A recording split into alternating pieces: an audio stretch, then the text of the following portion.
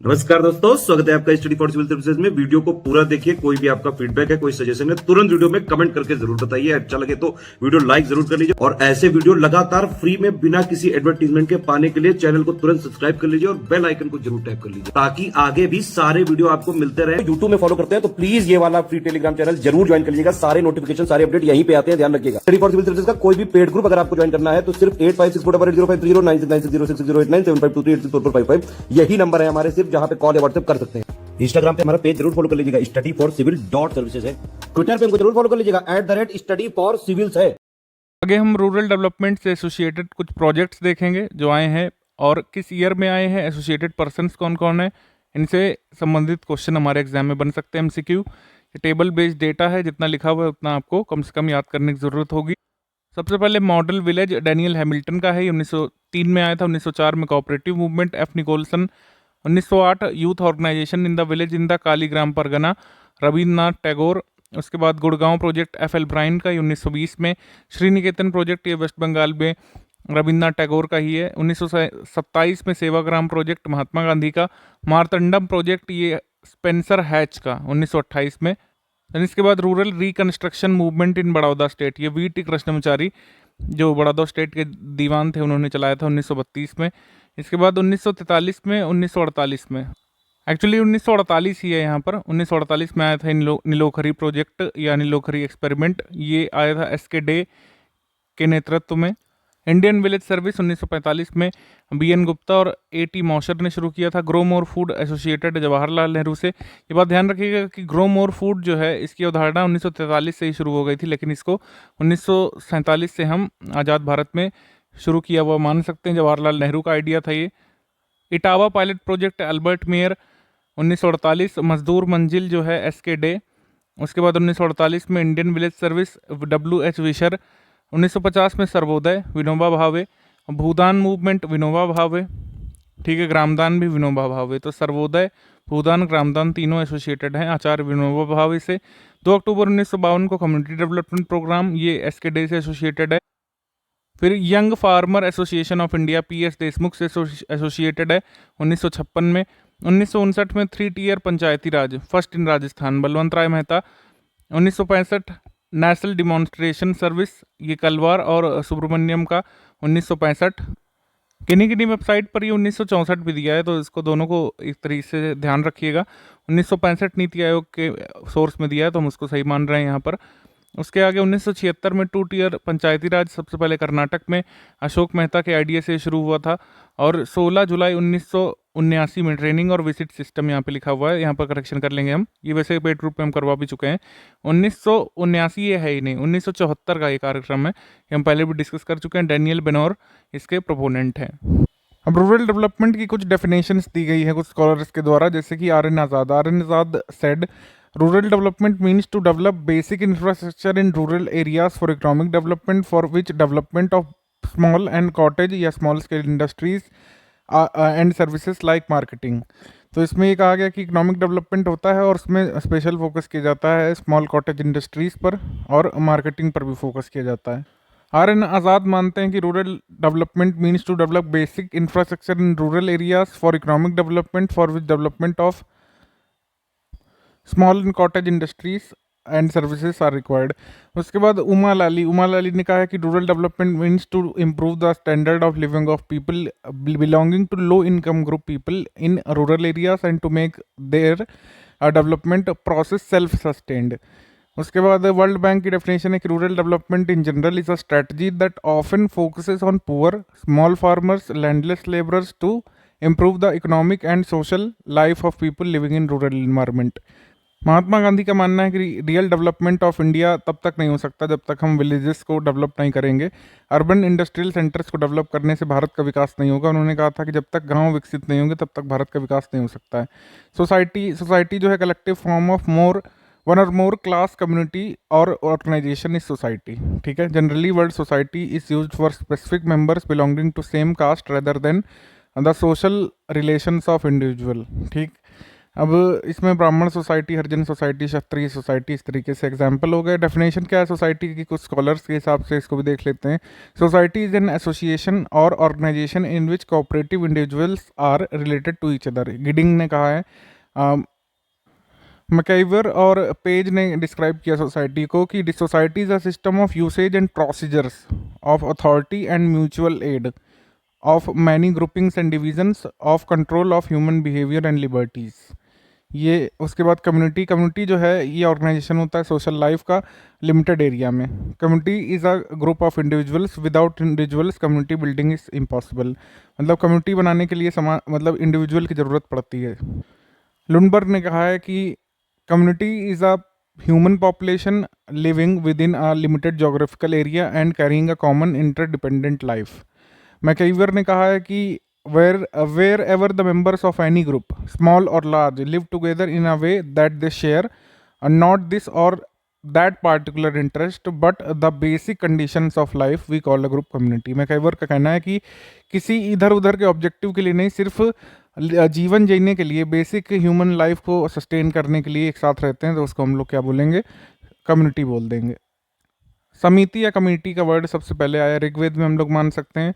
A group of organized individuals is called a committee which is permanently or temporarily developed for a particular work। जैसे state है ये permanent है। Flood assistance committee तभी बनती है जब फ्लड आती है। दुर्गा पूजा कमेटी तभी बनती है जब दुर्गा पूजा का त्यौहार आता है। यूनिवर्सिटी कमेटी जो है परमानेंट है। इंस्टीट्यूशन क्या होता है, institution is the established form और conditions of procedures characteristic of group activity. ये मैकाइवर ने कहा है। H.T. मजूमदार का कहना है कि institution as the collective mode of response and behaviour which has outlasted a generation which prescribes a well defined way of doing things and which binds a member of group together into an association by means of rituals, symbols, procedures and officers possessed of regulatory power। तो ये definition हो गई institution या फिर संस्था की। Organisation की definition क्या है, जेनरिक टर्म में ये टाइप होता है ग्रुप या फिर एसोसिएशन ऑफ पीपल्स का जो ज्वाइन करते हैं फॉर्मली या लीगली। ठीक है। The term organisation includes a corporation, government, partnership या किसी प्रकार का सिविल और पॉलिटिकल एसोसिएशन जो होता है पीपल का, उसको ऑर्गेनाइजेशन बोलने लगते हैं। Adjusting the means of production in the best way to achieve a certain objective is called organisation. ये P.O. हेन ने कहा है। Friendly relation between work and employ. ठीक है, between worker and employ, between work and employ group, ये है actually, worker नहीं है। Friendly relation between work and employ group is called organisation, ये G.E. भिलवाई ने कहा है। तो हम क्या समझे, रूरल डेवलपमेंट में एटलीस्ट जितनी भी डेफिनेशन है उनमें फोकस करना है कि रूरल एरिया में जो भी लोग रहते हैं उनका स्किल डेवलपमेंट होना चाहिए, उनकी हेल्थ कंडीशन, सैनिटरी कंडीशन सही होनी चाहिए, लैंड रिफॉर्म वहाँ पर करना चाहिए, फीमेल लिटरेसी और ओवरऑल लिटरेसी को वहाँ पर इंक्रीज करना चाहिए। ठीक है। इंफ्रास्ट्रक्चर में क्या हम चेंज ला सकते हैं रूरल डेवलपमेंट में, जैसे electricity, irrigation, banking, marketing, transportation, connectivity, ठीक है, लॉजिस्टिक्स, पावर्टी एलिवेशन, इन सब पर फोकस किया जाता है। पर्पस क्या है रूरल डेवलपमेंट का, जैसे गांधी जी ने कहा था कि हमारी बहुत बड़ी जनसंख्या जब यहाँ पर निवास कर रही है गाँवों में, तो हमको गाँवों को ही डेवलप करना होगा। रूरल डेवलपमेंट के सोर्स क्या हो सकते हैं, small industries and cottage industries, animal husbandry, fisheries, development of agriculture, enhanced access to electricity, transport and education system, production and livelihood. Rural development देखने का काम कौन करता है, ministry of rural development, government of India. NABARD की स्थापना 12 जुलाई 1982 को हुई थी। नाबार्ड एक डेवलपमेंट बैंक है जो रिफाइनेंस और फाइनेंशियल असिस्टेंस और लोन्स प्रोवाइड करता है एग्रीकल्चर के लिए, स्मॉल स्केल इंडस्ट्रीज़ के लिए, हैंडीक्राफ्ट्स के लिए, विलेज इंडस्ट्रीज़ के लिए। ठीक है। हेडक्वार्टर मुंबई में है। इस समय CEO हैं गोविंद राजुलू चिंटला। ठीक।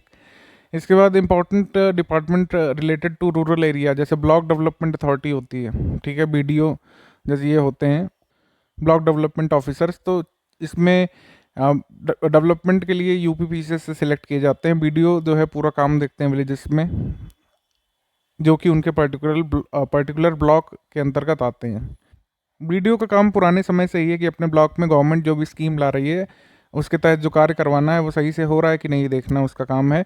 BDO जो है ये फंड इशू करते हैं पंचायत समिति फंड से ग्राम पंचायत के लिए, और देखते हैं कि बजट में जो है किन किन चीज़ों को दिए जाने की ज़रूरत है पर्टिकुलर ग्राम पंचायत के लिए। सारे डॉक्यूमेंट और लेटर साइन करते हैं जो कि पंचायत समिति रिसीव करती है। वीडियो को अगर लगता है कि फ़ंड का मिसयूज़ किया जा रहा है तो एक्शन ले सकते हैं। ये डेवलपमेंट ब्लॉक में जो प्रेस्क्राइब्ड वर्क होता है वो समय से पूरा हो, ये देखना वीडियो का काम है। फिर ये पब्लिक ग्रीवेंसेस को भी सुनते हैं और प्रॉपर लोन प्लान भी करते हैं रिड्रेसल के लिए।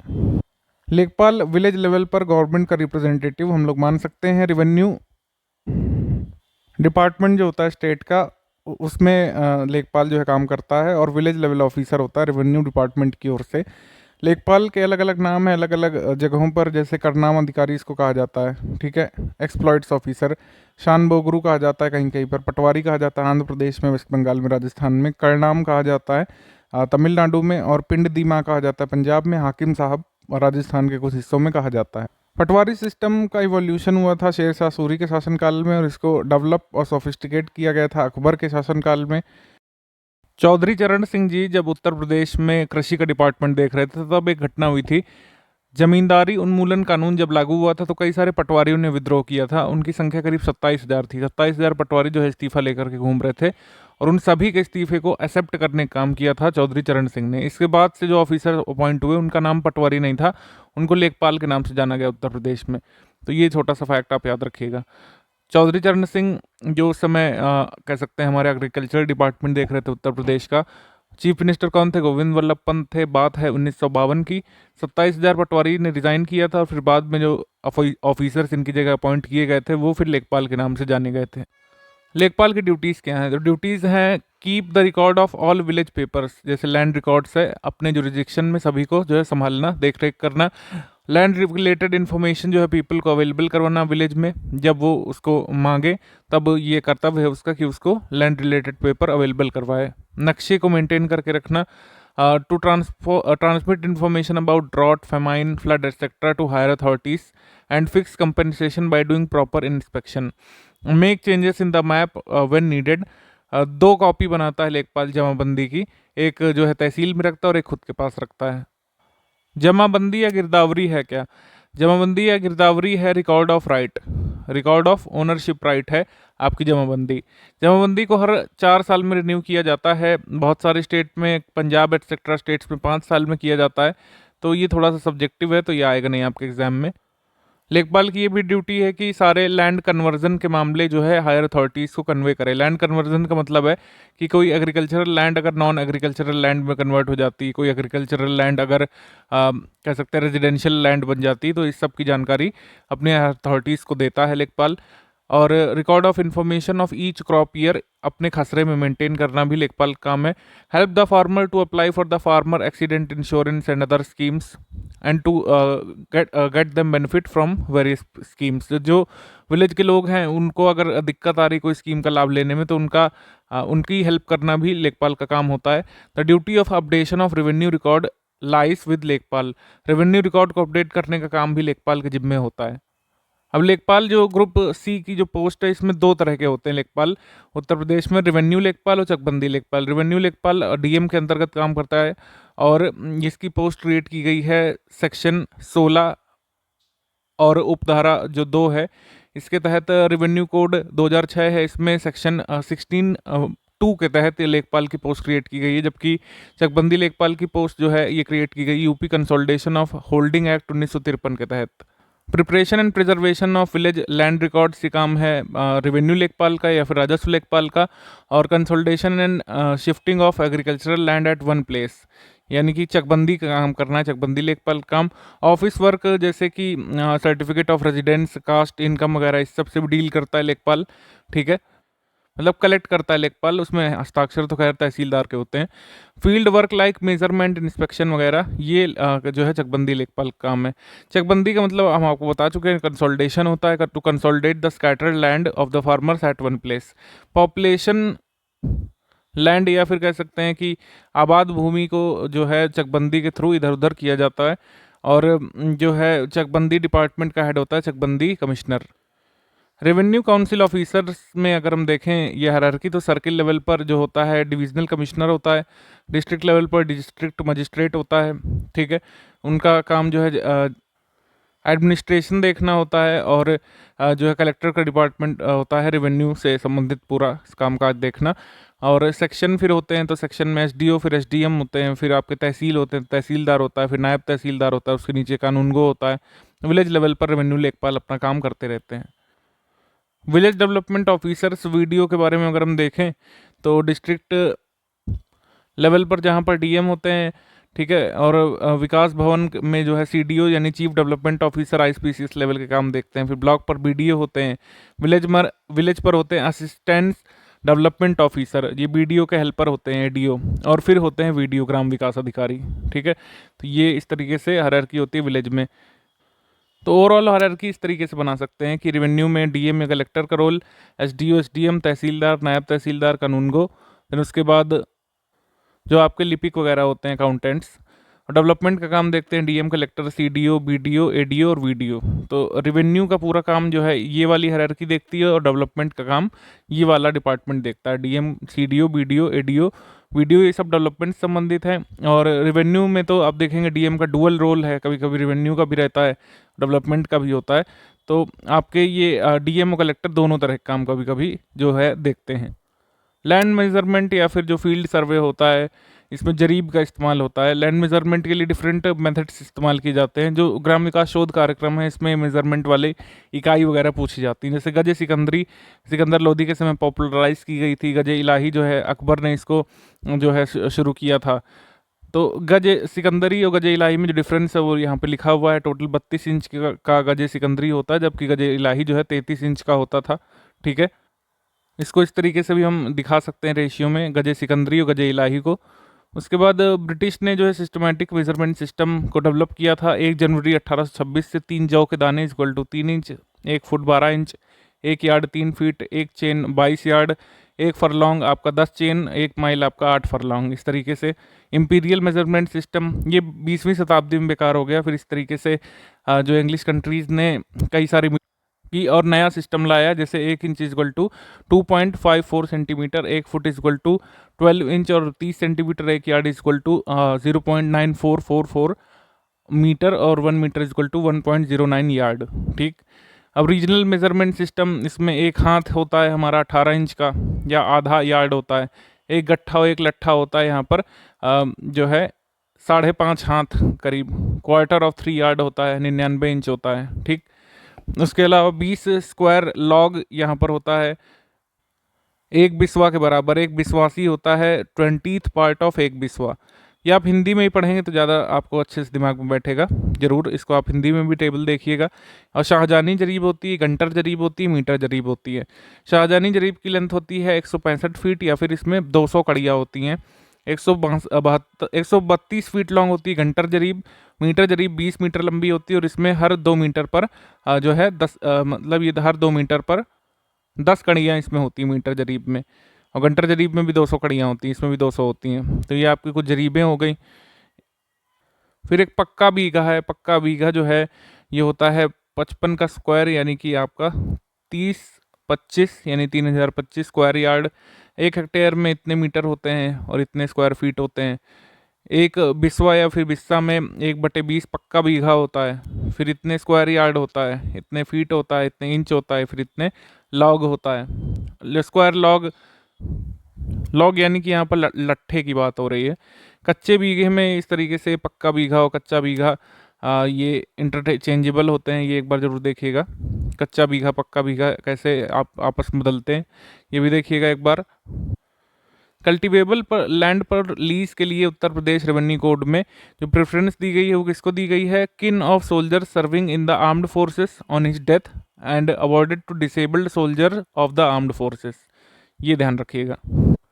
तहसील दिवस पहले हर मंथ में मंगलवार को मनाया जाता था, 1st और 3rd ट्यूसडे को, लेकिन कोविड के बाद से तहसील दिवस अब बनाया जाने लगा है 1st और 3rd Saturday of the month में। 2nd और 4th Saturday of the month जो है थाना दिवस होता है। अब इसका नाम भी बदल दिया गया है। जब से सीएम योगी आए तब उन्होंने संपूर्ण समाधान दिवस इसको कह दिया है, तहसील दिवस अब ये नहीं है। तहसील दिवस 2017 में इसको नाम दिया गया था। अब हम यहाँ पर सेंट्रल गवर्नमेंट की स्कीम देखेंगे तो सबसे पहले यहाँ पर मनरेगा का नाम आएगा। एक्ट पास होने की डेट क्या है? 7 सितंबर 2005 और इम्प्लीमेंट होने की डेट क्या है? 2 फरवरी 2006। पहले स्टेज में 200 डिस्ट्रिक्ट को कवर किया गया था, पीएम मनमोहन सिंह थे उस समय। सेकंड स्टेज 2007 से आंध्र प्रदेश में शुरू किया गया था। ऑल ओवर इंडिया में 3rd स्टेज में इम्प्लीमेंट किया गया था 2008 में। इनिशियली जो नेम था वो नरेगा था, लेकिन 2 अक्टूबर 2009 से इसका नाम मनरेगा रख दिया गया था। Guarantee of providing 100 days of employment in 1 year, ये था यहाँ पर प्लान। वर्क जहाँ पर रेजिडेंट था वर्कर का, उससे 5 किलोमीटर में अलॉट किया जाता था। पार्ट 4 जो है कॉन्स्टिट्यूशन का, जिसमें directive principles of state policy दी है, आर्टिकल 51, उन सभी के सम्मत ये आपकी योजना लाई गई थी। रेशियो ऑफ कंट्रीब्यूशन यहाँ पर सेंटर स्टेट का ध्यान रख लीजिए, यहाँ पर स्टेट का होता है 25 और सेंटर का होता है 75, ठीक है। नेशनल रूरल लाइवलीहुड मिशन, तो पॉवर्टी एलिवेशन रूरल एरियाज़ के लिए, ठीक, इसका काम है। सेंट्रल गवर्नमेंट की स्कीम है, आई थी 3 जून 2011 को, बांसवाड़ा डिस्ट्रिक्ट राजस्थान से शुरू की गई थी। 2025 तक यहाँ पर उद्देश्य था कि सभी रूरल हाउस होल्ड्स को जो है मिसरेबल लेवल ऑफ पॉवर्टी से ऊपर लेकर के आ जाएंगे। अभी हम सांसद आदर्श ग्राम योजना डिस्कस करेंगे, लेकिन उससे पहले जो ये अपडेट है उसको देख लेते हैं। पीएम मोदी जी अभी तक जयापुर, ककरहिया, डोमरी, पूरे बेरियार, नागेपुर, परमपुर विलेज जो है, इन सभी को सांसद आदर्श ग्राम योजना के तहत गोद ले चुके हैं। ये सभी विलेज जो है वाराणसी में उनके जो है संसदीय क्षेत्र में आते हैं, ठीक है। सुकन्या समृद्धि योजना ये शुरू की गई है 22 जनवरी 2015 से, पानीपत हरियाणा से, और पीएम मोदी जी ने इसको लॉन्च किया था। बेटी बचाओ बेटी पढ़ाओ स्कीम की एक सब स्कीम के रूप में आई थी।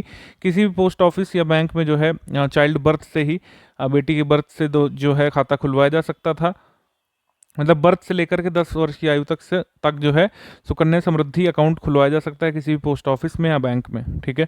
पहले स्कीम थी कि खाली जो पहली गर्ल चाइल्ड है उसी खाता खुलवाया जा सकता है, अब इसमें कोई ऐसा बार नहीं है, अब सेकंड गर्ल चाइल्ड के लिए भी खाता खुलवाया जा सकता है सुकन्या समृद्धि में।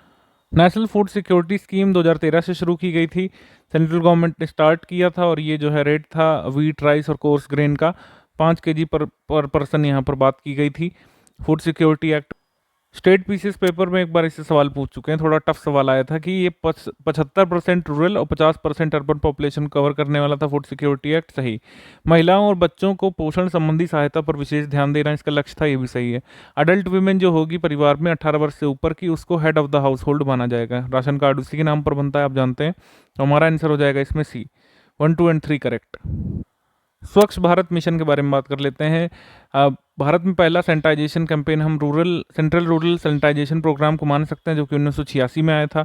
फिर अप्रैल 1999 में पीएम वाजपेयी जो थे उन्होंने उसका नाम अमेंड किया और उसको टोटल सैनिटाइजेशन कैंपेन नाम दे दिया, ठीक है।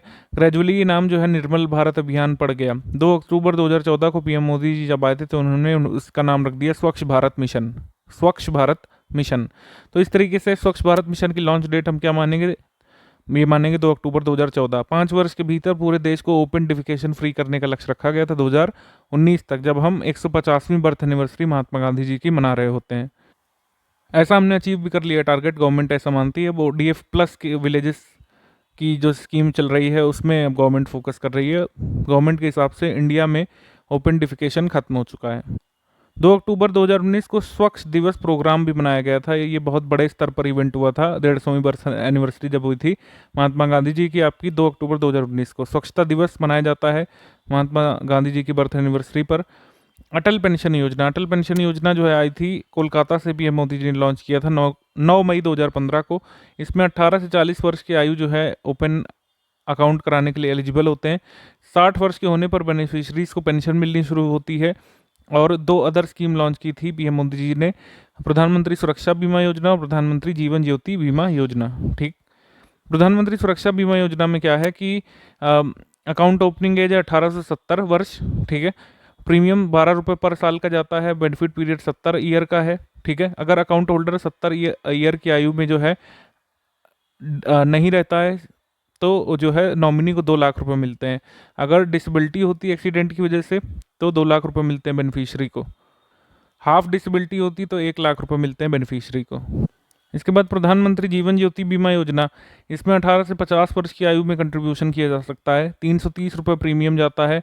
55 वर्ष तक जब तक आयु होती है अकाउंट होल्डर की, तब तक के लिए स्कीम है केवल।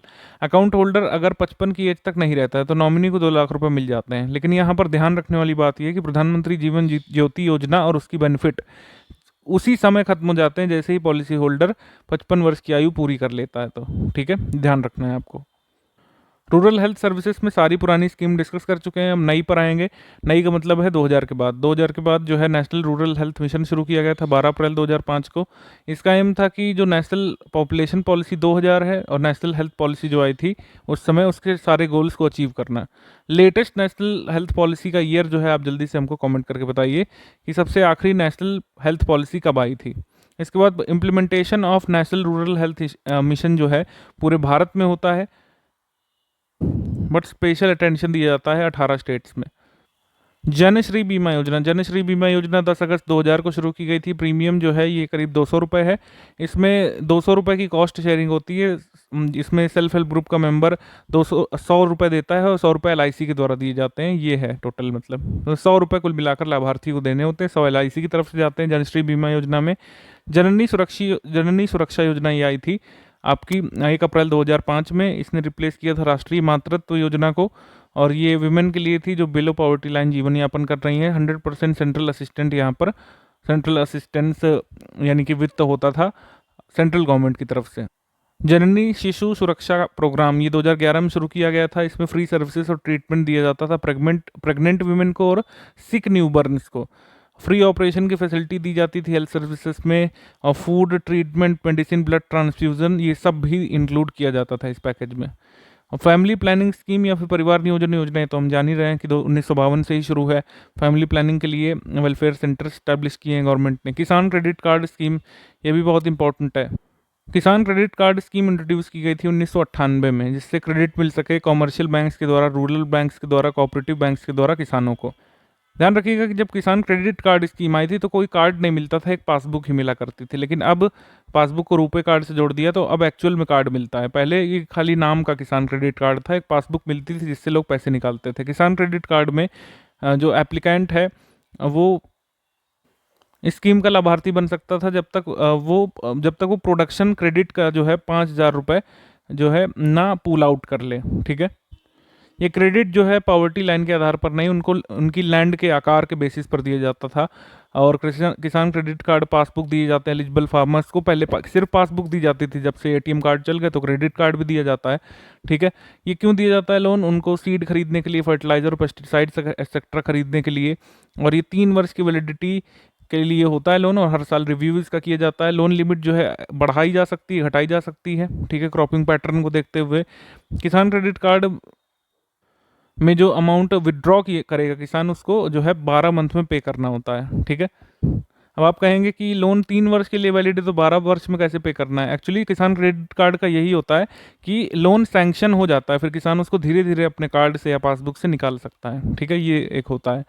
तो amount withdrawn Kisan credit card has to be paid in 12 month. उसके क्रेडिट में पड़ा रहेगा लोन, कोई दिक्कत नहीं, लेकिन अगर उसको निकाल लेता है फार्मर तो उसको 12 मंथ में पे करना होता है। Rescheduling of loan conversion of Kisan credit card holder farmer is allowed in case of crop failure due to natural calamity. तो लोन कन्वर्जन की रीशेड्यूलिंग हो सकती है, उसको समय दिया जा सकता है अगर क्रॉप फेल हो गई है किसी नेचुरल कैलिमिटी के कारण। ये भी यहाँ पर प्रावधान है। Operational land holding, cropping pattern और फाइनेंस कैटेगरी के हिसाब से कितना क्रेडिट दिया जाना है फार्मर को, ये डिसाइड किया जाता है। इसमें पॉवर्टी लाइन का कोई कॉन्सेप्ट नहीं है। Facility of individual insurance package was provided to Kisan credit card holders from 2000 to 2003। मतलब इंडिविजुअल इंश्योरेंस पैकेज भी इसी के साथ मिल जाता था इन लोगों को। और पर्सनल इंश्योरेंस स्कीम ये साथ ही साथ होती थी इसके साथ, मतलब कि 50,000 रुपये का यहाँ पर डेथ पर और 25,000 रुपये का यहाँ पर डिसेबिलिटी पर अकाउंट होल्डर को मिल जाया करते थे बीमे के रूप में। लैंड रिफॉर्म के बारे में काफ़ी सारी चीज़ें हम स्टडी कर चुके हैं, मेन कंपोनेंट भी स्टडी कर चुके हैं। ठीक है, मिडलमैन को बिल्कुल अबॉलिश कर दिया गया था लैंड रिफॉर्म से। 57% एरिया जमींदारी सिस्टम के अधीन था इंडिपेंडेंस से पहले। बेनामी लैंड को ट्रेस किया गया था, फार्मर्स में रीडिस्ट्रीब्यूट किया गया था। हालांकि ये जो लैंड बेनामी घोषित हो पाई थी ये बहुत ज़्यादा नहीं थी। ठीक है, टेनेंसी रिफॉर्म में अगर हम देखेंगे कि जो लैंड ओनर अपनी भूमि को कल्टिवेट नहीं करते हैं उसे टीनेंट्स को दे देते हैं, तो इसमें इसको टीनेंसी बोलते हैं। अब 3 तरह के यहाँ पर टीनेंट्स होते थे, मतलब काश्तकार या किराएदार: परमानेंट टीनेंट्स, वॉलंटरी टीनेंट्स और सब टीनेंट्स। नेशनल सैंपल सर्वे 1953-54 के अनुसार 25% इंडिया की लैंड जो थी वो लीज पर थी, मतलब किराएदारी पर लोग लिए हुए थे। Before independence 34.75% of the rent was collected.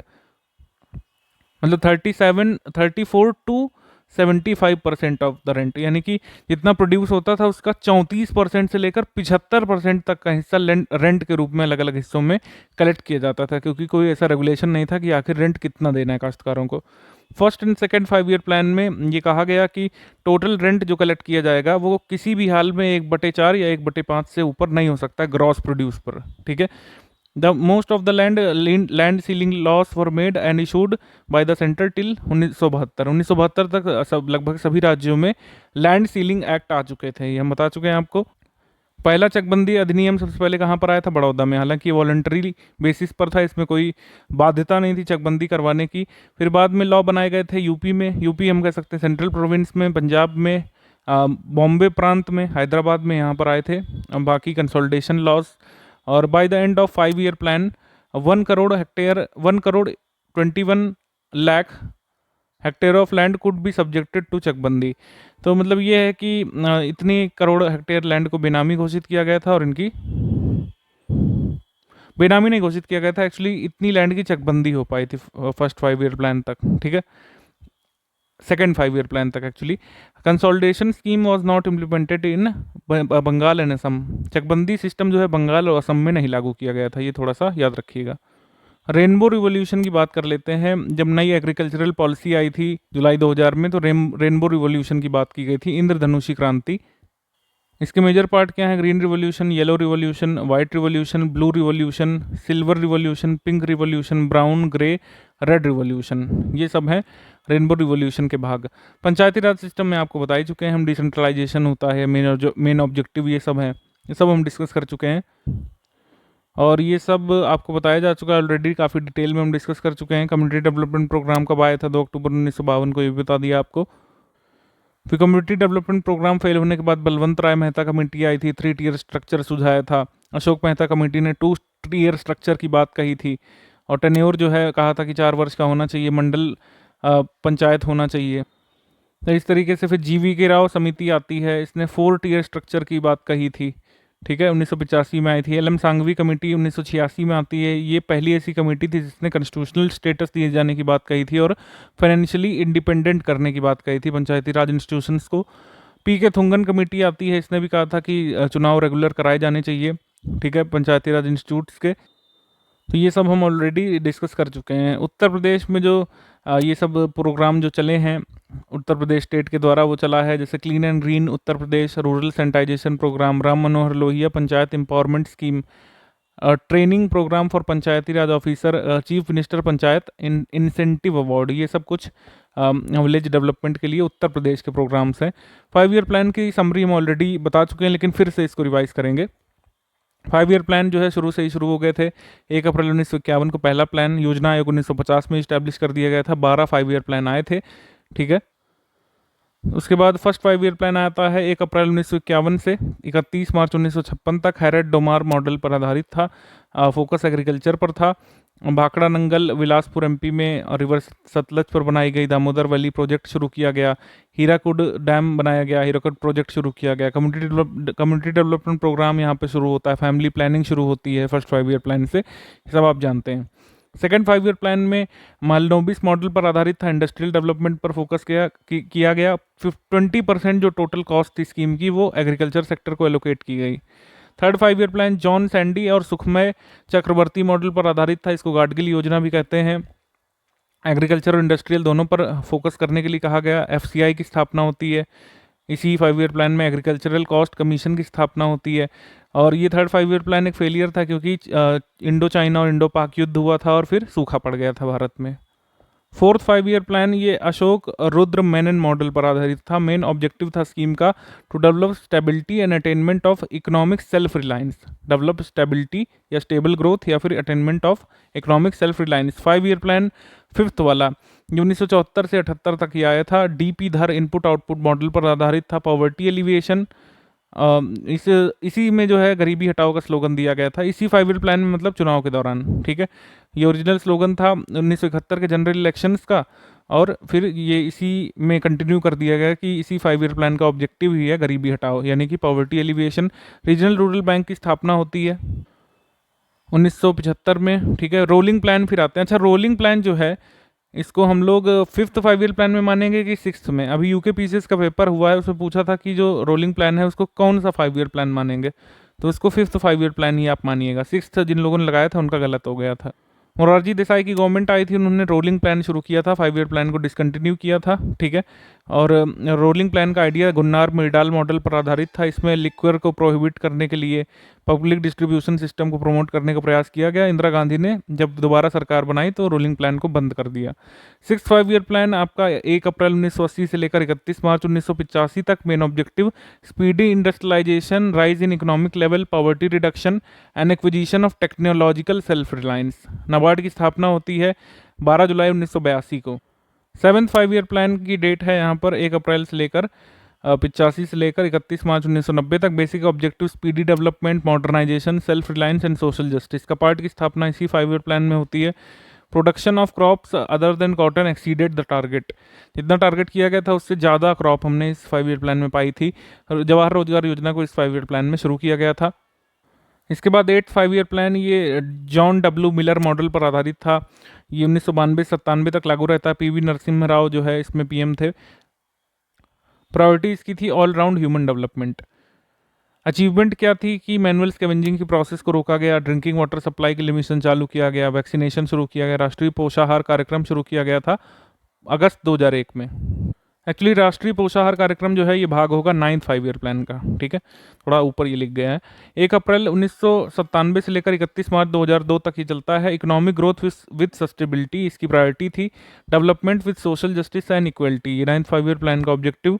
10th 5 year plan आपका 2002 से 2007 तक। Inclusive growth was the model, inclusive growth model was the priority. इसमें इक्वालिटी और सोशल जस्टिस पर फोकस किया गया। मिड डे मील स्कीम ये 15 अगस्त 1995 को आई थी, अब पीएम पोषण योजना के नाम से जानी जाती है। सेंटर और स्टेट का जो रेशियो होता है ये आपका 60:40 होता है और हिल एरियाज में होता है 90:10 का, ठीक।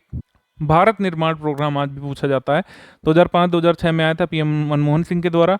3 साल का प्लान था और इसमें 6 कंपोनेंट पर फोकस किया गया था। Irrigation, road, electricity, housing, water supply, telecommunication, ठीक है। भारत निर्माण प्रोग्राम या भारत निर्माण योजना। इंदिरा आवास योजना के बारे में आपको बहुत बार बता चुके हैं, इसी वीडियो में आप लगातार सुनते आ रहे हैं। कॉस्ट कंट्रीब्यूशन ये देख लीजिएगा थोड़ा सा। और 2013 में फाइनेंशियल असिस्टेंस अमाउंट जो था इसको 45,000 रुपये से बढ़ाकर 70,000 रुपये किया गया था और 75,000 किया गया था अर्बन एरियाज में। ये थोड़ा सा देखिएगा इंदिरा आवास योजना के बारे में एक्स्ट्रा। अब प्रधानमंत्री आवास योजना लागू हो चुकी है। ये 23 मार्च 2016 से अस्तित्व में है। ये एप्लीकेबल है सारे स्टेट्स और यूनियन टेरिटरीज में, दिल्ली और चंडीगढ़ को छोड़ करके।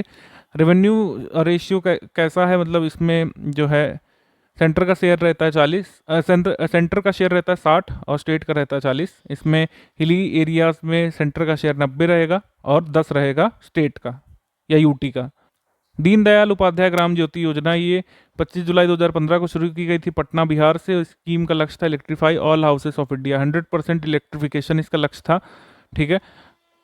और इसके टारगेट को 1 मई 2018 तक अचीव किया जाना था। इसमें जो टारगेट रखा गया था वो फेल हो गया था। इसमें 93% टारगेट ही अचीव किया जा सका था, ठीक।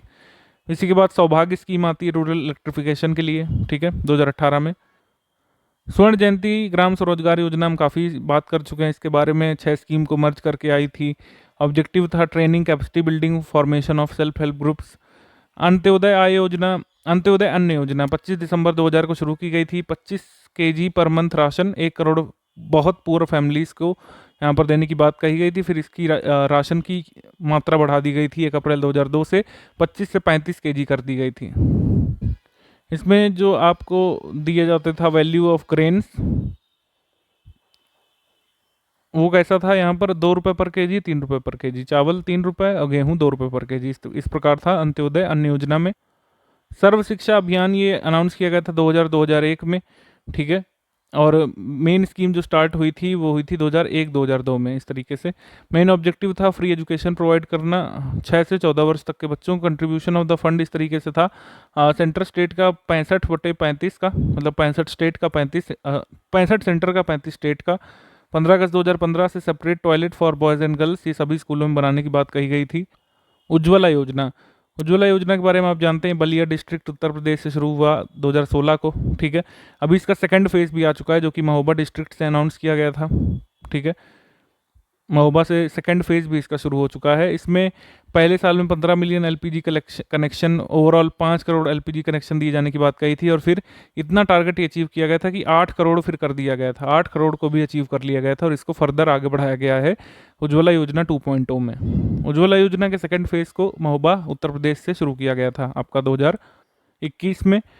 उसके बाद डेवलपमेंट और एम्प्लॉयमेंट प्रोग्राम जो हैं, जो हम डिस्कस कर चुके हैं, वो यहाँ पर हम क्रम से देख लेते हैं, और साथ ही साथ कुछ और भी यहाँ पर प्रोग्राम है उसको एक बार फिर से क्रोनोलॉजी वाइज रिवाइज कर लेते हैं। ठीक है। प्रोग्राम, कमेंसमेंट ईयर और ऑब्जेक्टिव। कम्युनिटी डेवलपमेंट प्रोग्राम हम डिस्कस कर चुके हैं 1952। Intensive agricultural district programme 1960-61। इस बीच जो है नेशनल एक्सटेंशन सर्विसेज 1953 है, उसको मत भूल जाइएगा। नेशनल डिफेंस फंड ये आया था 1962 में। फिर national intensive agricultural area programme 1964-65 में आया था। क्रेडिट ऑथराइजेशन स्कीम आई थी 1965 में। ठीक है। सिलेक्टिव क्रेडिट कंट्रोल की स्कीम थी रिजर्व बैंक की। इंडियन टूरिज्म डेवलपमेंट कॉर्पोरेशन की स्थापना अक्टूबर 1966 में हुई थी। ग्रीन रिवॉल्यूशन 1966-67 में आया था। एग्रीकल्चरल प्रोडक्शन को बूस्ट करने के लिए मल्टी क्रॉपिंग प्रोग्राम आया था 1966-1967 में। नेशनलाइजेशन ऑफ 14 बैंक ये हुआ था 1969 में। रूरल इलेक्ट्रिफिकेशन कॉर्पोरेशन की स्थापना 1969 में। Accelerated rural water supply scheme 1972-73 में आई थी। ठीक है। और ड्रॉट प्रोन एरिया प्रोग्राम आया था 1973 में, 73-74 में। स्मॉल फार्मर्स डेवलपमेंट प्रोग्राम 1974-75 में। 20 पॉइंट प्रोग्राम 1975 में। फूड फॉर वर्क प्रोग्राम ये आया था 1977-1978 में। इसी को फिर नेशनल रूरल एम्प्लॉयमेंट प्रोग्राम के फॉर्म में रीस्ट्रक्चर किया गया था। नेशनल रूरल एम्प्लॉयमेंट प्रोग्राम के फॉर्म में इसी को रीस्ट्रक्चर किया गया था बाद में। एक फूड फॉर वर्क प्रोग्राम बाद में भी आया था कांग्रेस सरकार के ज़माने में 2004 में। ठीक है, उसको भी याद रखिएगा। इसके बाद कृषि सेवा केंद्र की स्थापना हुई थी 1983-84 में। और national fund for rural development इसकी स्थापना 1984 में। कॉम्प्रिहेंसिव क्रॉप इंश्योरेंस स्कीम 1985 में। एडल्ट एजुकेशन प्रोग्राम 1988 में। इंडियन टूरिज्म फाइनेंस रूल्स ये आए थे 1989 में। नेहरू रोजगार योजना 1989 में, इसको हम लोग जवाहर रोजगार योजना भी कह सकते हैं। ठीक है। Agricultural and rural debt relief scheme आई थी 1990 में। Scheme for urban micro enterprises SUME आई थी 1990 में, अर्बन स्मॉल एंटरप्रेन्योर्स के लिए। नेशनल रिन्यूअल फंड आया था 1992 में। चाइल्ड लेबर इरेडिकेशन स्कीम आई थी 1994 में। नॉर्थ ईस्ट डेवलपमेंट बैंक आया था 1995 में। स्वर्ण जयंती शहरी रोजगार योजना 1997 में। कस्तूरबा गांधी एजुकेशन स्कीम 1997 में। जवाहर ग्राम समृद्धि योजना 1999 में बनी थी। अन्नपूर्णा स्कीम 2000। जनश्री बीमा योजना 2000 में। स्वजल धारा प्रोग्राम जो है 2000 में। और एजुकेशन लोन स्कीम आई थी 2001 में।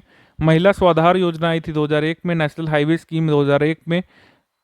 संकट हरण बीमा योजना ये आया था 2001 में। Credit guarantee fund scheme for micro and small enterprises ये आया था 2002 में। स्वर्णिम योजना 2002 में। स्वास्थ्य घर योजना 2002 में। बीमा ग्राम योजना आई थी ये 2002 में। ये 2002 में बीमा ग्राम योजना आई थी, लेकिन अगर पूछे संपूर्ण बीमा ग्राम योजना कब आई थी तो ये आई थी आपकी 2017 में। ठीक है। निर्मल भारत अभियान जो कह दिया गया था टोटल सैनिटाइजेशन कैंपेन को 2002 में। फिर देवी रूपक योजना 2002। ठीक है। डिक्लाइनिंग सेक्स रेशियो को रोकने के लिए हरियाली योजना 2003। जननी सुरक्षा योजना 2005। और पशुधन बीमा योजना 2006। Rajiv Gandhi scheme for empowerment of adolescent girls या फिर सबला योजना 2010 में। साक्षर भारत मिशन 2009 में। ठीक है। ये कुछ इंपॉर्टेंट स्कीम्स हो गई।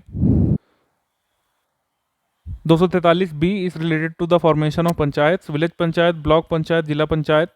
जहाँ पर 20 लाख से कम पॉपुलेशन है स्टेट्स में उनको 2 टियर पंचायत अलाउ है। विलेज पंचायत और जिला पंचायत वहाँ रहेगी। 243C में head of the village panchayat will be gram pradhan will be elected directly by voters. Direct election होगा ग्राम प्रधान का, ये बात कही गई है। Head of block panchayat will be block pramukh, उसका इलेक्शन इनडायरेक्ट होता है।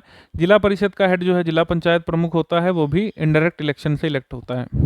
243D reservation of women in panchayat से संबंधित है। टेन्योर होगा पंचायत का 5 वर्ष और विद इन 6 मंथ जो है टेन्योर खत्म होने के बाद पंचायत का इलेक्शन होना चाहिए। और description and duration of constitution of panchayat ये गिवन है 243E में। If the post of panchayat become vacant and suddenly new candidate is elected, the tenure lasts for the remaining time. मैंने आपको बताया कि रिमेनिंग टाइम के लिए टेन्योर होगा, पूरे 5 वर्ष के लिए नहीं होगा। मान लीजिए 3 वर्ष में पंचायत का विघटन हो गया, 6 महीने बाद चुनाव हुए, तो जो नया कैंडिडेट आएगा वो जो है अगले 18 महीने के लिए रहेगा। ठीक है। मिनिमम एज क्या होनी चाहिए पंचायत इलेक्शन कॉन्टेस्ट करने के लिए? 21 वर्ष। ठीक है, 21 वर्ष। 243 जी संबंधित है power, rights, responsibility of panchayat से। अब हमको जल्दी से कमेंट करके बताएंगे कि 243 के किससे संबंधित है। ठीक है, 243 एच जो है संबंधित है power to impose tax. Panchayat are elected by state government. State election commission is constituted by governor. ठीक है। Gram panchayat, the gram pradhan and the members are collectively called gram panchayat. Patwari के बारे में हम बता चुके हैं, लेखपाल के बारे में भी कहानी बता चुके हैं, उत्तर प्रदेश में लेखपाल नाम कैसे पड़ा। Law and justice Mughal period में मुकद्दम या चौधरी देखते थे, रेवेन्यू एडमिनिस्ट्रेशन पटवारी करते थे। ठीक है। और पट्टा को बोलियत सिस्टम शेरशाह सूरी के समय आया था। विलेज को दाले और मौजा कहा जाता था शेरशाह पीरियड में। 1952 से पहले पटवारी होते थे, 1952 के बाद लेखपाल पोस्ट बनी है। UP zamindari abolition and land reform act 1950 आई थी, और लेकिन ये फोर्स में आई थी 11 जुलाई 1952 को। ये ध्यान रखना आपको लिए बेहद ज़रूरी है। ये एक्ट जो है 1950 का है, लेकिन केम इनटू फोर्स ऑन 11 जुलाई 1952। ठीक है। 27,000 पटवारियों का रेजिग्नेशन जो है मंजूर कर लिया था। ठीक है, ये आपको बता चुके हैं हम पहले ही। और Uttar Pradesh consolidation of holding act 1953, इसका काम था चकबंदी करना किसानों की जोतों की।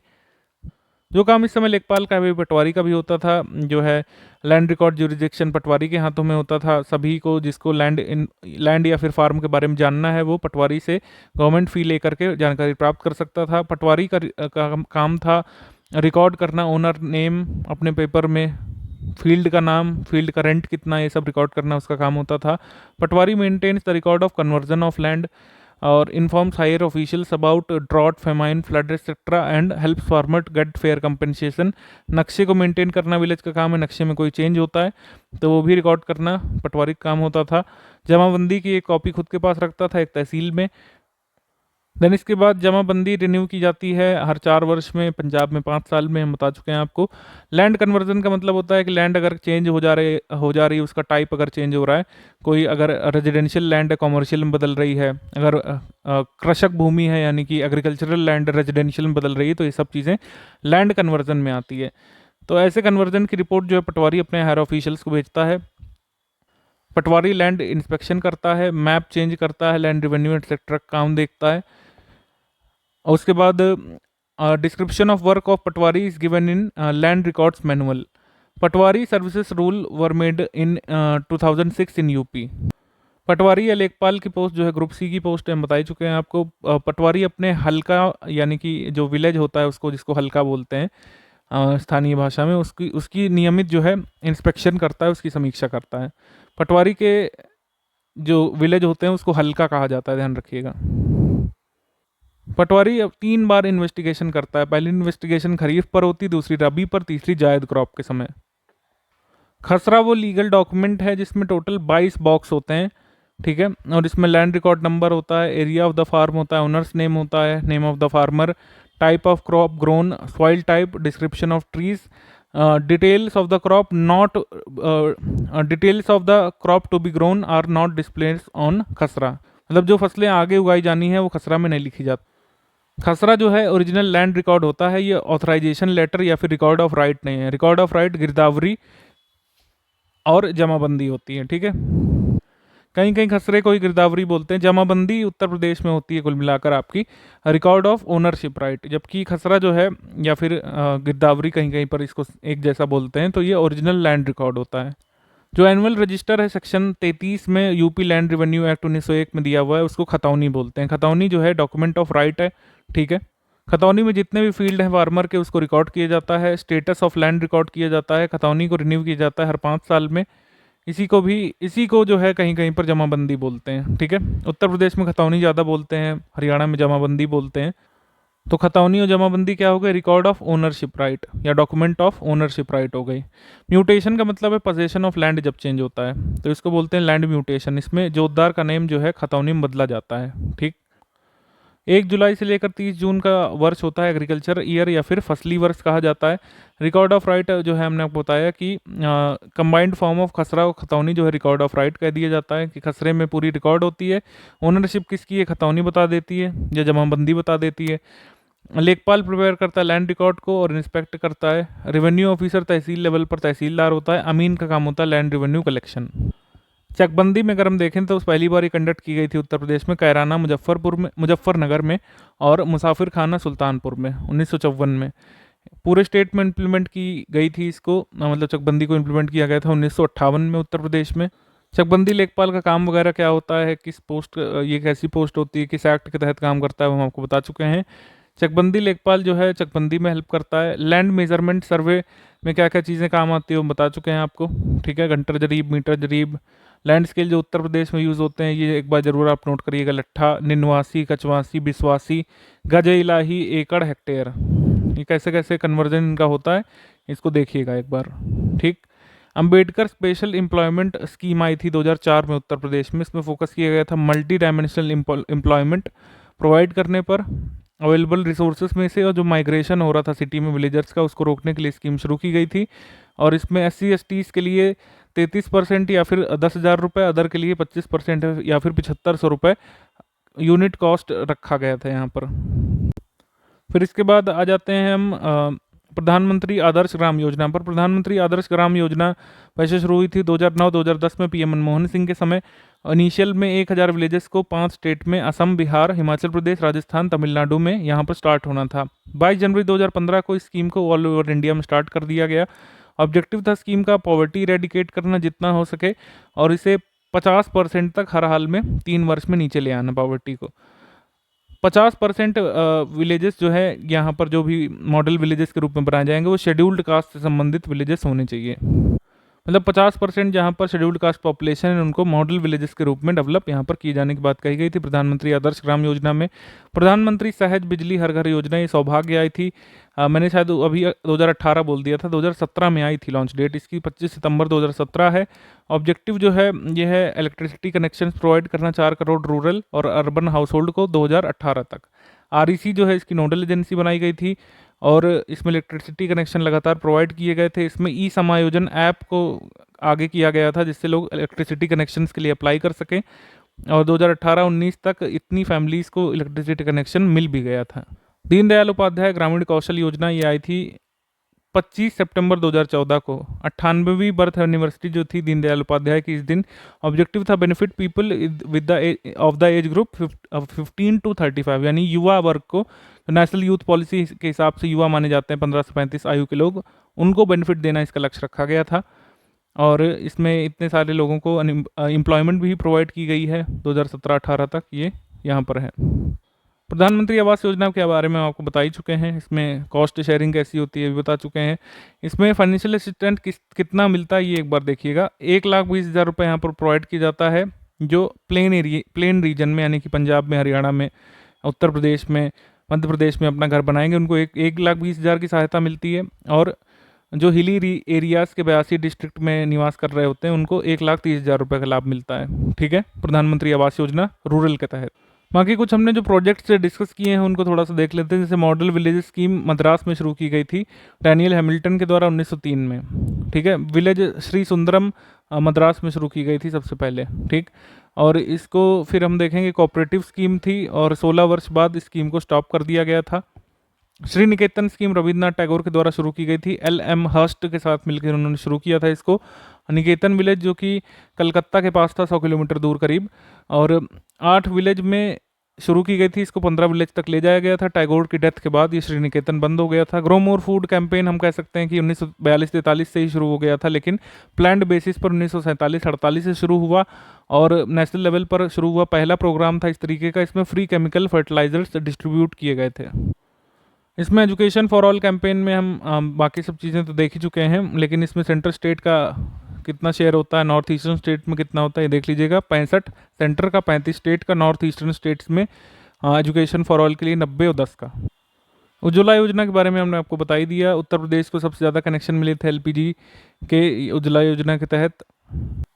स्वजल धारा ये जो है 78वें बर्थडे पर अटल बिहारी वाजपेयी जी के बर्थडे पर शुरू की गई थी। इसका एम था ड्रिंकिंग वाटर प्रोवाइड करना, वेल इंस्टॉल करके, हैंडपम्प्स वगैरह स्टेप वेल इंस्टॉल करके। इसको अगेन स्टार्ट कर दिया गया था 2008-2009 में सोजलधारा को। डेजर्ट डेवलपमेंट प्रोग्राम हम ऑलरेडी डिस्कस कर चुके हैं। इसमें जो शेयर होता है वो कितना होता है, 75-25 का होता है, ये बता चुके हैं आपको। नेशनल रूरल हेल्थ मिशन भी आपको बता चुके हैं। इसके तहत एक आशा स्कीम शुरू की गई थी 23 अगस्त 2005 को, और आशा दिवस मनाया जाता है 23 अगस्त को हर साल, ठीक है। कुटीर ज्योति योजना ये 1988-89 में शुरू की गई थी। इसका ऑब्जेक्टिव था कि standard of living rural families की एलिवेट की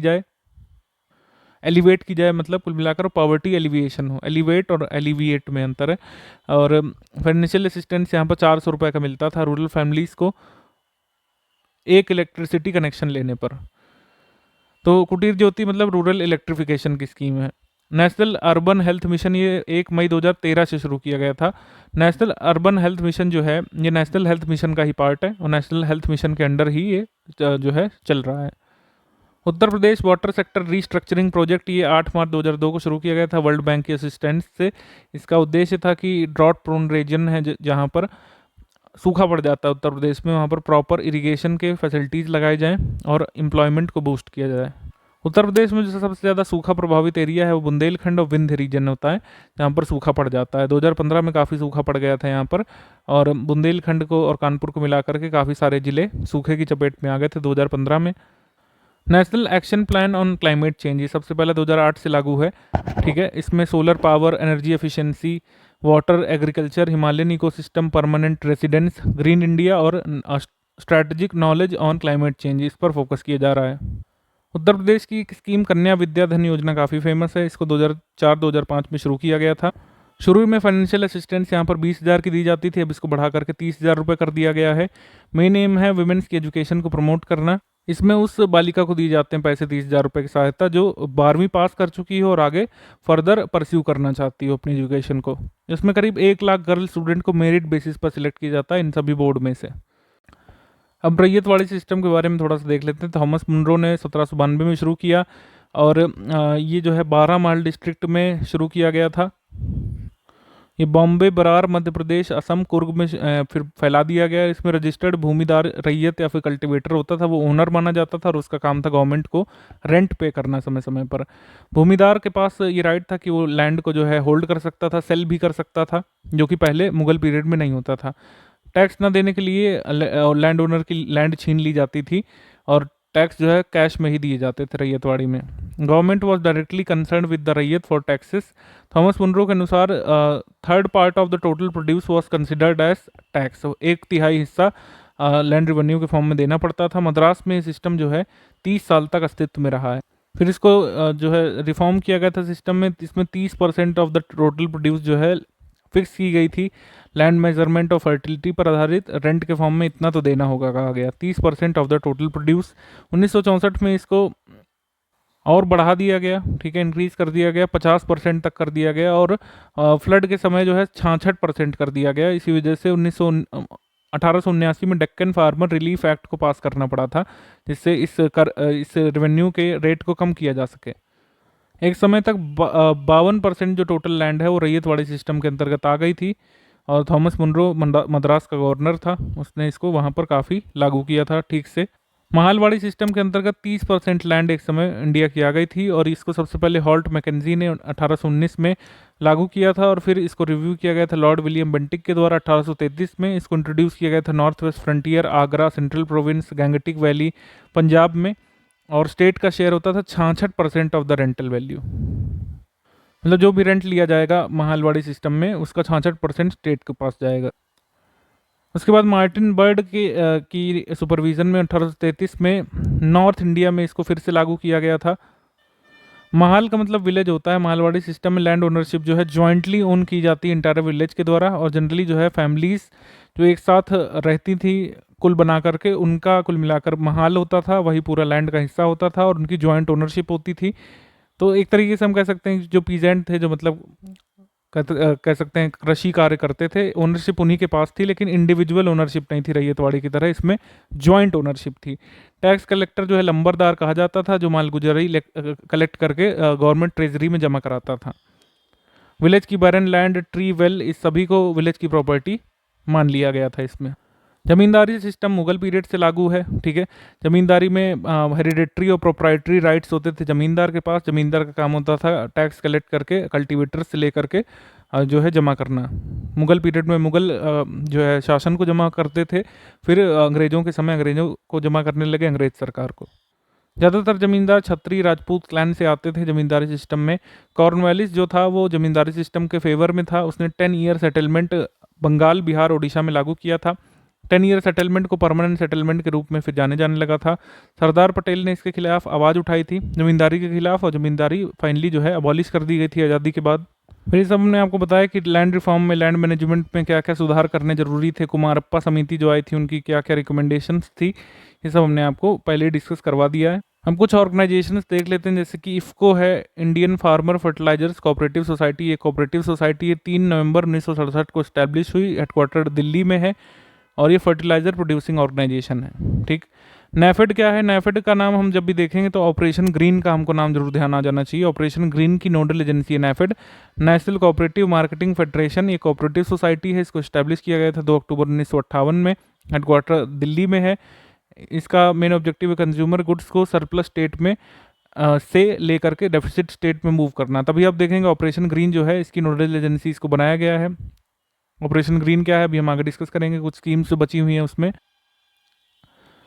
state farm corporation of India establish किया गया था 1969 में। सीड बैंक स्टैब्लिश किया गया था 1999-2000 में, जिससे कॉन्टीजेंसी सप्लाई ऑफ सीड हो सके, प्रोडक्शन बढ़ाया जाए सीड्स का। Experimental seed crop insurance scheme भी लॉन्च की गई थी 1999-2000 में। इसमें कुल मिलाकर इसका उद्देश्य था कि कॉन्फिडेंस और फाइनेंशियल असिस्टेंस बढ़ाया जाए सीड ग्रोवर्स का। ये रबी सीजन में शुरू की गई थी। इसमें वीट, मेज़, ज्वार, मिलेट, ग्राम, ग्राउंडनट, सोयाबीन, सनफ्लावर आदि की सीड ग्रोवर्स को शामिल किया गया था। और यहाँ पर पार्शियल सीड क्रॉप लॉस को जो कि नेचुरल हजार्ड या पोस्ट हार्वेस्ट सीड लॉस जो एक्सेट्रा हुआ था उसको इंश्योरेंस का कवर भी दिया गया था।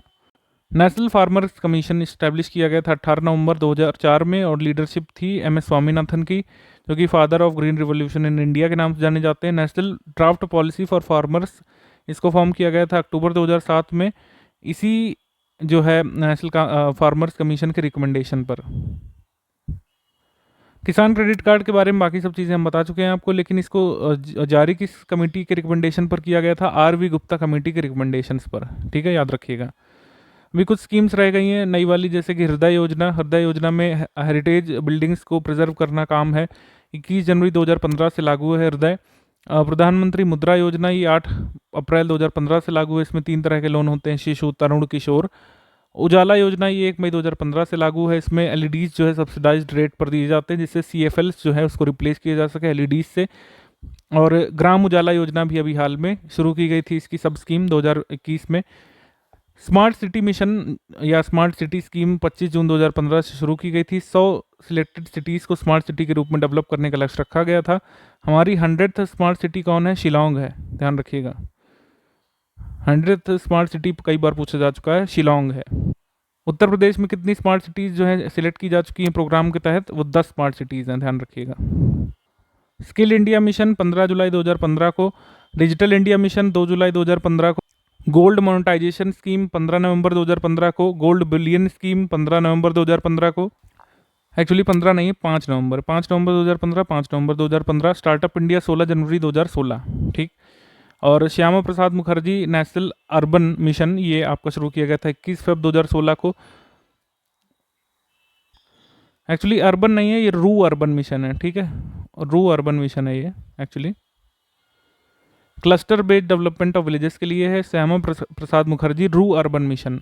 सेतु भारतम स्कीम 4 मार्च 2016 को, कि हम जो है ब्रिजेस के ऊपर, रेलवे क्रॉसिंग्स जो है उसके ऊपर ओवर ब्रिजेस बनाएंगे, जिससे नेशनल हाईवेज जो है ट्रैफिक फ्री रह सकें। आत्मनिर्भर भारत योजना 12 मई 2020 को, इंडिया को ग्लोबली प्रोडक्टिव इंडस्ट्रियल एक्सपोर्टर के रूप में तैयार करना। प्रधानमंत्री स्वामित्व योजना 28 अप्रैल 2020 को, बहुत ज़रूरी है। आबाद ग्रामों में जो है रिकॉर्ड ऑफ ओनरशिप लोगों को प्रोवाइड करना, ओनरशिप का आइडेंटिफिकेशन करना, ये लक्ष्य है प्रधानमंत्री स्वामित्व योजना का। प्रधानमंत्री स्वामित्व योजना लगभग पूछे जाने की पूरी उम्मीद है आपके लेखपाल के पेपर में।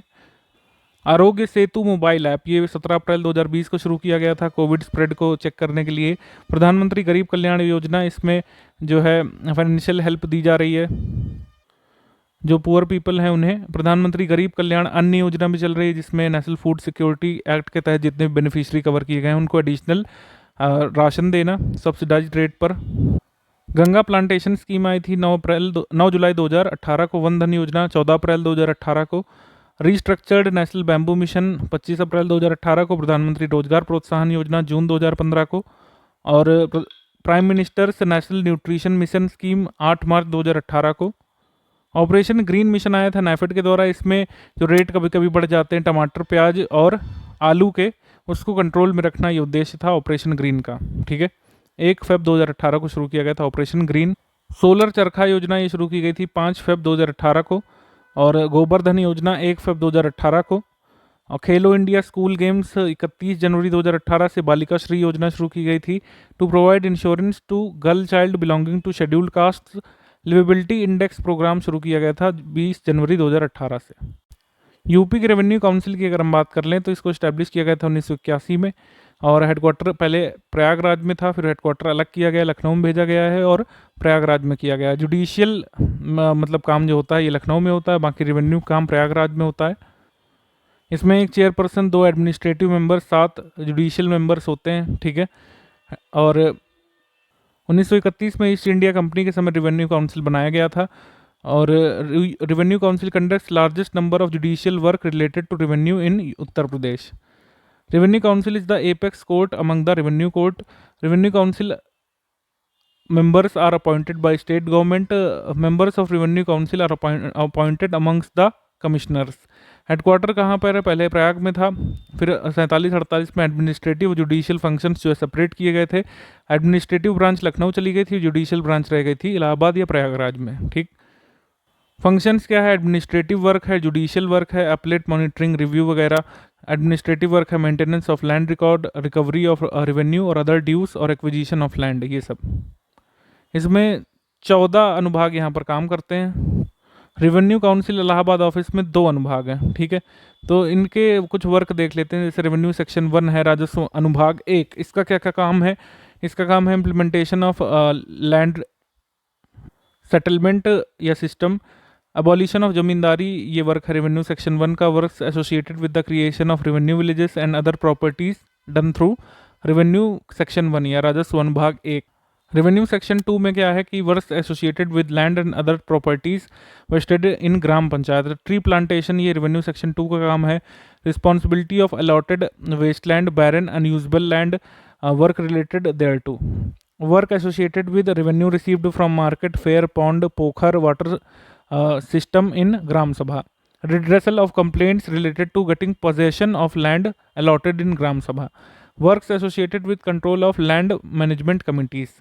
सेक्शन 3 का काम है कि जो भी इस्टेब्लिशमेंट है, deals with the establishment of all 14 sections of revenue secretaries branch. Revenue section 4 का क्या काम है? Modernisation, strengthening, computerisation of land records. इस सेक्शन में जो है तहसील का काम भी होता है, डिस्ट्रिक्ट का काम भी होता है। Functions related to establishment of lekhpal training schools, ये भी सेक्शन 4 में है। और फाइनेंस कमीशन से एसोसिएटेड इंफॉर्मेशन का काम भी रेवेन्यू सेक्शन 4 का है। रेवेन्यू सेक्शन 5 में जो है नए डिवीज़न बनाना, डिस्ट्रिक्ट, तहसील आदि बनाना, ये काम है रेवेन्यू सेक्शन 5 का। Function of land acquisition for the construction of mandal, district and tehsil building, ये भी रेवेन्यू सेक्शन 5 का काम है। Provide land belonging to revenue department to various department. Unauthorise occupation जो है इसको रिमूव करना रेवेन्यू सेक्शन 5 का काम है। Overseeing the border dispute of international border of India, Nepal, Tibet वगैरह, ये सब काम देखना। Settlement of inter provincial border dispute, works associated with land lease, other provisions located in the premises of collectorate and tehsil building. Overseeing the disputes associated with inter district tehsil and villages. Maintenance and demarcation of maps made by survey of India. Works associated with finance commission. To create post for the revenue council, ये अनुभाग 6 का काम है। Distribution of works among the members of revenue council. Works associated with the transfer of ownership of land revenue. और नजूल भूमि का कार्ड भी इसी संबंधित है। एडिशनल रेलवे लैंड का सेटलमेंट इससे संबंधित है। Works of assistance and rehabilitation, of the displaced. Revenue section 7 का काम है लैंड रेवेन्यू, कैनाल ड्यूज, तकादी ड्यूज आदि और गवर्नमेंट ड्यूज को रिकवर करना, इमूवेबल प्रॉपर्टी को सेल करना और लैंड रेवेन्यू के एरियर्स को रिकवर करना, रेवेन्यू कलेक्शन संबंधित कार्य करना। चकबंदी का काम देखता है रेवेन्यू सेक्शन 8।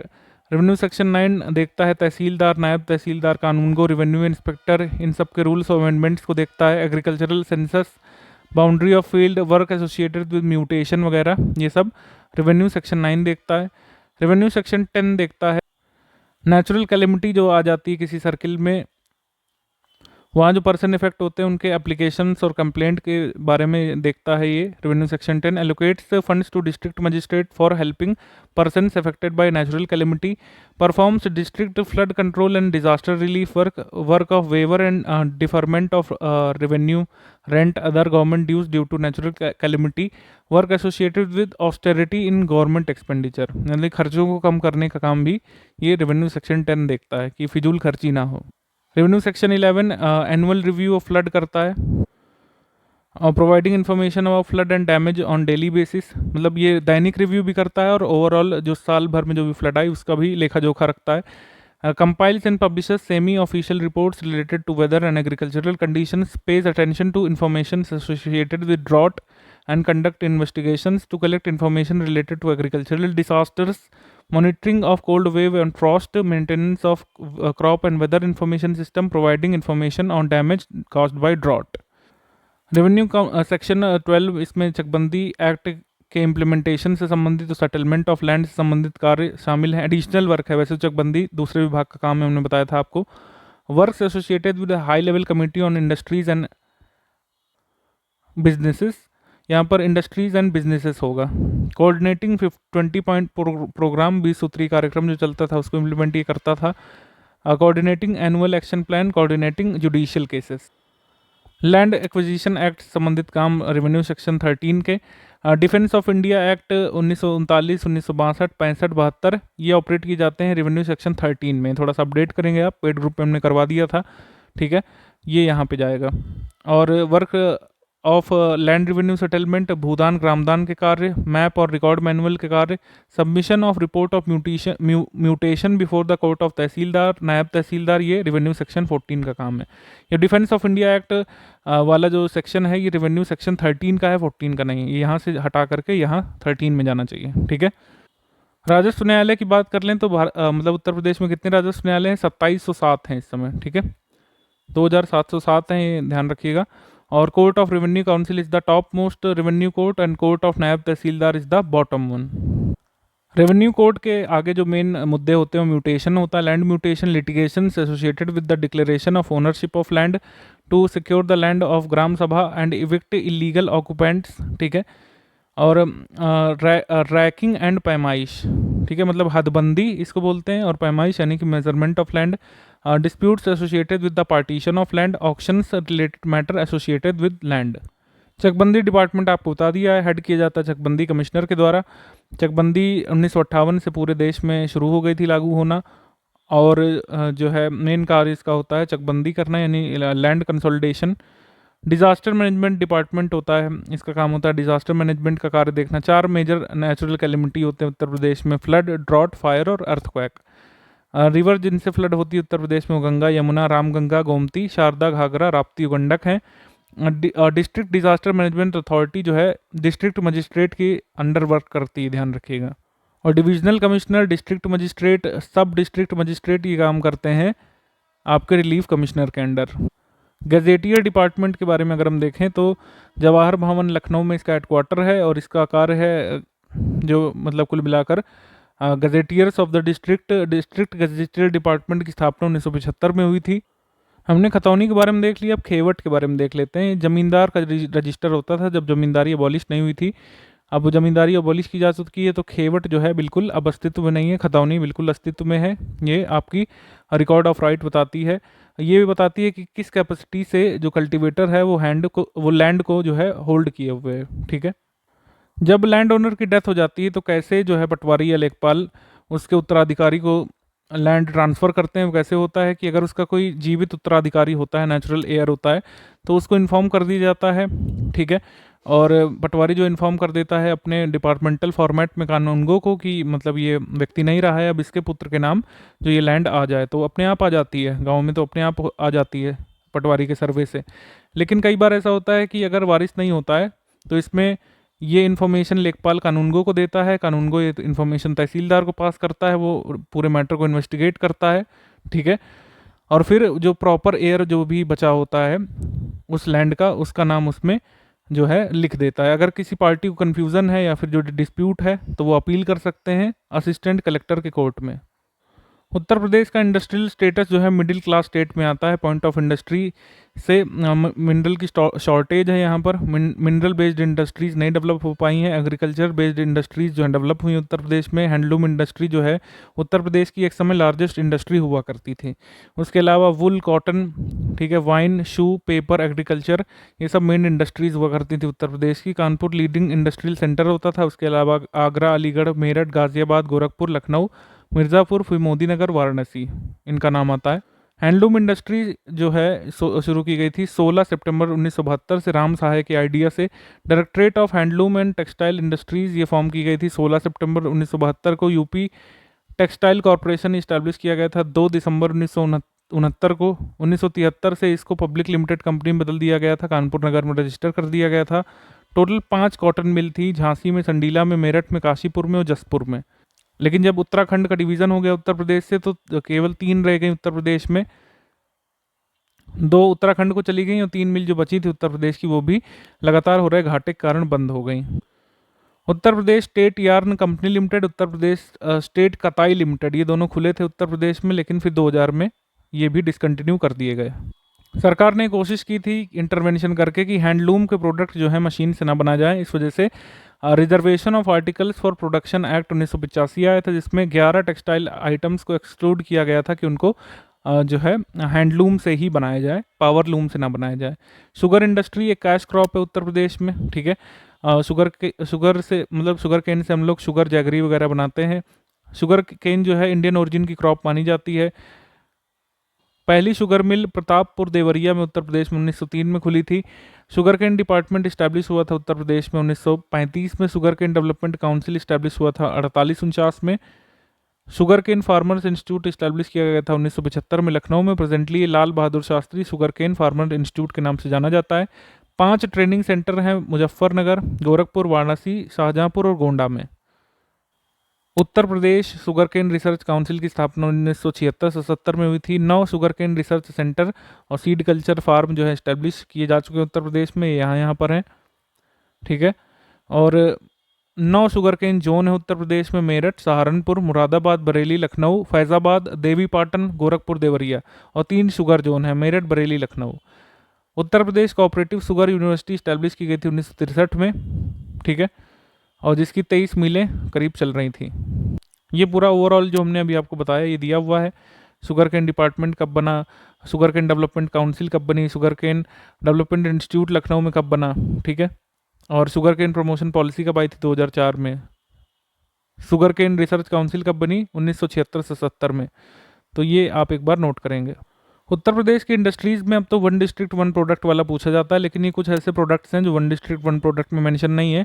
ये भी कहाँ कहाँ बनते हैं एक बार देख लीजिए, जैसे H2SO4 sulphuric acid Kanpur Ghaziabad में, बायोसल्फाइड कानपुर में, सोडा ऐश वाराणसी में, अमोनियम क्लोराइड वाराणसी में, synthetic rubber Bareilly, fertilised industry Gorakhpur Kanpur, cement industry Churk और दल्ला में, soap industry Kanpur Agra Ghaziabad, leather industry Kanpur Agra Meerut Bareilly Lucknow, agricultural machinery industry Agra Aligarh Meerut Kanpur Lucknow, bicycle industry Agra Varanasi Rampur Lucknow Kanpur, jute industry Kanpur Sahjanwa, और सिगरेट इंडस्ट्री आपकी सहारनपुर गाजियाबाद में, टिन कनस्तर आपके आगरा इटावा हाथरस मैनपुरी में, टॉर्च इंडस्ट्री लखनऊ में, सिरामिक इंडस्ट्री खुर्जा, बुलंदशहर मिर्ज़ापुर सोनभद्र में, ब्रॉन्ज स्कल्पचर्स मथुरा में मुरादाबाद में, आयरन वेट्स आपके सहारनपुर में, वुडन टॉयज़ वाराणसी लखनऊ में, वुड कार्विंग सहारनपुर में और नगीना में, sports good Meerut, cane sticks Bareilly, catechu industry Bareilly, clay toys Agra, bangle industry Firozabad, ठीक है। और म्यूज़िकल इंस्ट्रूमेंट जो है ये जो फिरोज़ाबाद है इसको सुहाग नगरी भी बोलते हैं, ध्यान रखिएगा। म्यूजिकल इंस्ट्रूमेंट जो है मेरठ, कानपुर, लखनऊ में। वाटर पाइप इलाहाबाद, गाजियाबाद, कानपुर, लखनऊ में। ग्लास शीट्स जो है बरजोई, नैनी में। बिस्कुट्स मोदीनगर, आगरा, अलीगढ़ में। ये कुछ और यहाँ पर दिया हुआ है डिटेल। हिंडाल्को रेणुकूट में। हिंदुस्तान एरोनॉटिक्स लिमिटेड कानपुर लखनऊ में। Indian telephone industries Naini Raebareli में। Bharat pump compressors Naini. NTPC Singrauli Sonbhadra में।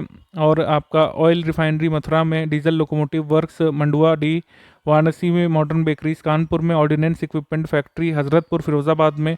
स्मॉल आर्म्स फैक्ट्री कानपुर में है, ठीक है। और Indian institute of leather dyeing and shoe, ये कानपुर में था पहले।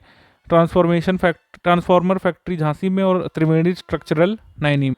फिर ये कुछ एग्रीकल्चरल डेवलपमेंट के लिए स्कीम्स आई थी, जैसे राष्ट्रीय कृषि विकास योजना इसमें प्रमुख है। इसमें कुछ सब स्कीम्स भी आई थी, ठीक है।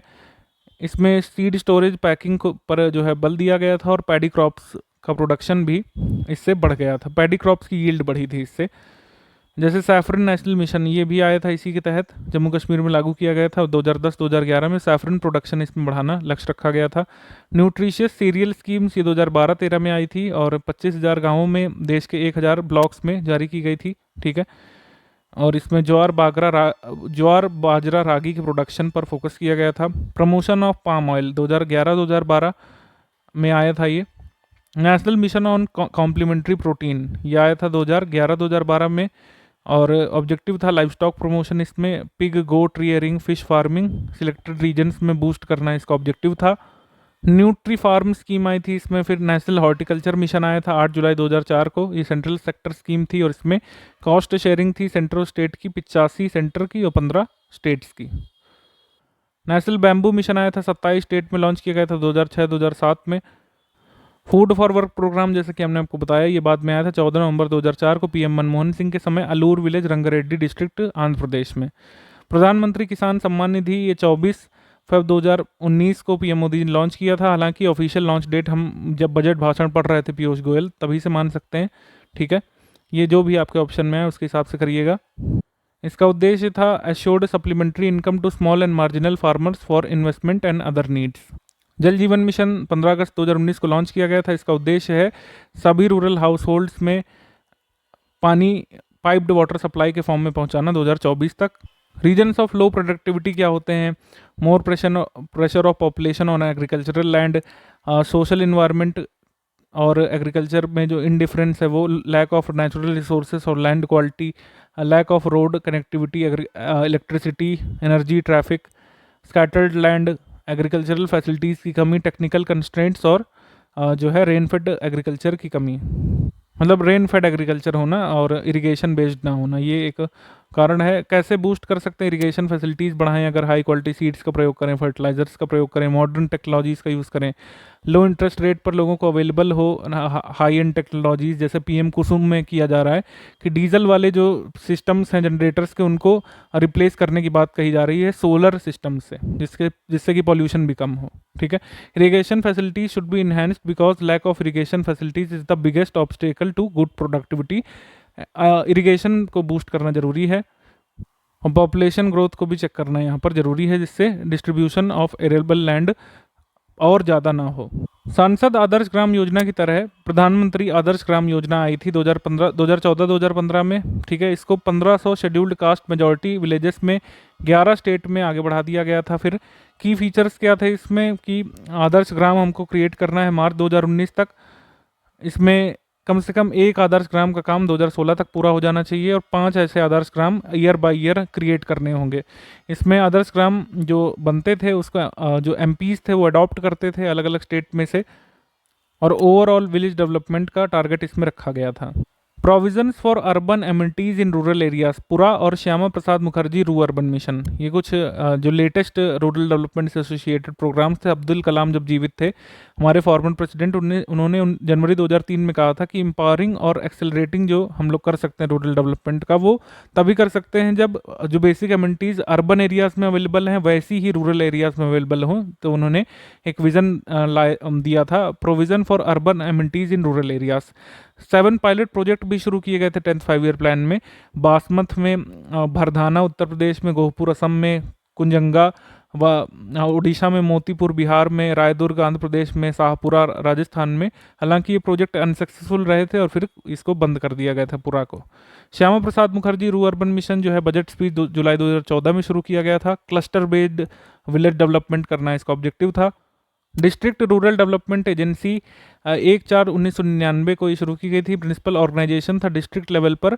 इम्प्लीमेंटेशन डिफरेंट जो एंटी पॉवर्टी प्रोग्राम्स चल रहे थे मिनिस्ट्री ऑफ रूरल डेवलपमेंट के, उनको मॉनिटर करने का, मैनेज करने का। ठीक है। नेशनल इंस्टीट्यूट ऑफ पंचायती राज के बारे में अगर हम देखें तो इसको स्टैब्लिश किया गया था 1958 में national institute of community development programme के रूप में 1958 में।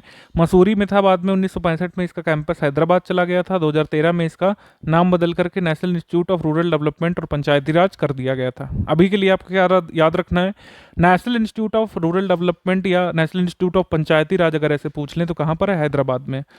National rural road development agency, इसको स्टैब्लिश किया गया था 14 जनवरी 2002 को। सोसाइटी रजिस्ट्रेशन एक्ट 1860 के अंतर्गत एक सोसाइटी के अंतर्गत जो प्रधानमंत्री ग्राम सड़क योजना में अपना असिस्टेंस देने वाली थी। Prime ministers rural development fellowship scheme ये चलती है कपार्ट के द्वारा। इसको लॉन्च किया गया था मिनिस्ट्री ऑफ रूरल डेवलपमेंट के द्वारा 7 अप्रैल 2001 को। इसमें डिस्ट्रिक्ट एडमिनिस्ट्रेशन को शॉर्ट टर्म सपोर्ट दिया जाता था डुअल गोल्स को अचीव करने के लिए। एक under developed remote areas of the country उनको डेवलप करने के लिए, और कम्पिटेंट लीडर और फैसिलिटेटर्स क्रिएट करने के लिए जो कि रिसोर्स के रूप में लॉन्ग टर्म में काम आ सकें जब ये योजना का लाभ मिलना बंद हो जाए। निर्मल ग्राम पुरस्कार ये इंट्रोड्यूस किया गया था टोटल सैनिटाइजेशन प्रोग्राम के या टोटल सैनिटाइजेशन कैंपेन के एक भाग के रूप में 2003 में। ठीक है। इसमें ओपन डिफिकेशन फ्री ग्राम पंचायत ब्लॉक डिस्ट्रिक्ट को निर्मल ग्राम पुरस्कार के तहत सम्मानित किया जाना था। नेशनल रूरल लाइवलीहुड मिशन आपको बता दिया था हमने, 3 जून 2011 को शुरू किया गया था। ठीक है। एक आजीविका भी शुरू की गई थी, आजीविका नाम से नेशनल रूरल लाइवलीहुड मिशन शुरू किया गया था। मेन ऑब्जेक्टिव था कॉन्टिन्यूअस रूरल लाइवलीहुड को इंक्रीज करना और लोगों को पॉवर्टी लाइन से बाहर लेकर के आना। इसको वर्ल्ड बैंक का भी फाइनेंशियल सपोर्ट मिला था फिर बाद में।